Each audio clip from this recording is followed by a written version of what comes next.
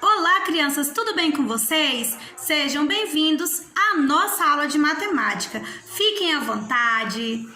Vamos lá, nós vamos hoje aprender sobre os números pares e os números ímpares. Olha, tia Amanda, eu nunca ouvi falar sobre isso.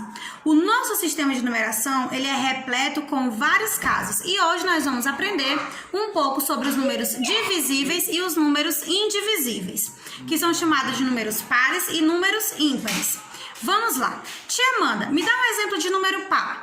Vamos, muito bem. Os números pares, eles são divisíveis por 2. E os números ímpares não são divisíveis por 2. Por que, tia Amanda?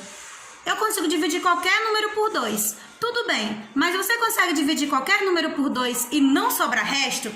É aí onde entra os números ímpares. Os números pares são divisíveis por 2 e não sobra resto. Os números ímpares são divisíveis por 2, mas sobra resto. Então vamos lá que a tia Ana vai explicar para você. Um exemplo de número par. O 4.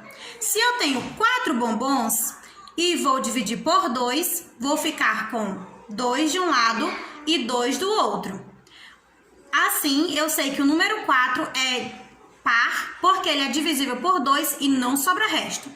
Outro exemplo, o número 6. Se eu tenho 6 bonecas e divido por 2, eu ficarei com 3 bonecas de um lado e 3 bonecas do outro. Então, não vai sobrar resto. O número 6 é um número par, porque se divide por 2 e não sobra resto. Agora, olhe só. O número 8 é outro exemplo. O número 8, ele é divisível por 2. Olha só, você fica com 4 de um lado, 4 do outro e não sobra resto. Assim eu sei que o número 8 é um número par e divisível por 2, porque fica 4 de um lado, 4 do outro e não sobra resto. Tá bom, tia Amanda. Agora me dá um exemplo de número ímpar. Eu já entendi que o número par são números que eu divido por 2 e não sobra nada. Isso mesmo, parabéns para vocês. Agora, o número ímpar eu nunca ouvi falar. O número ímpar, vamos lá para 3 exemplos. O número 3.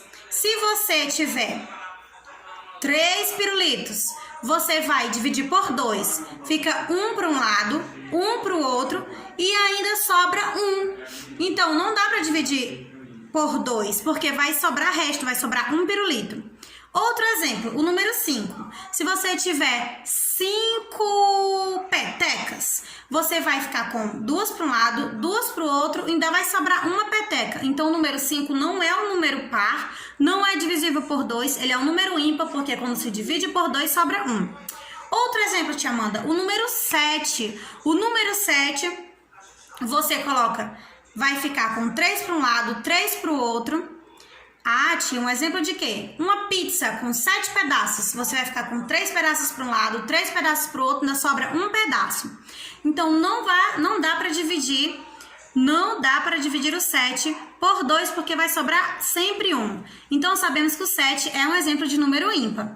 Recapitulando, os números pares são aqueles que dividem-se por 2 e não sobra nada. Os números ímpares são aqueles que, quando dividem-se por 2, sobra sempre 1.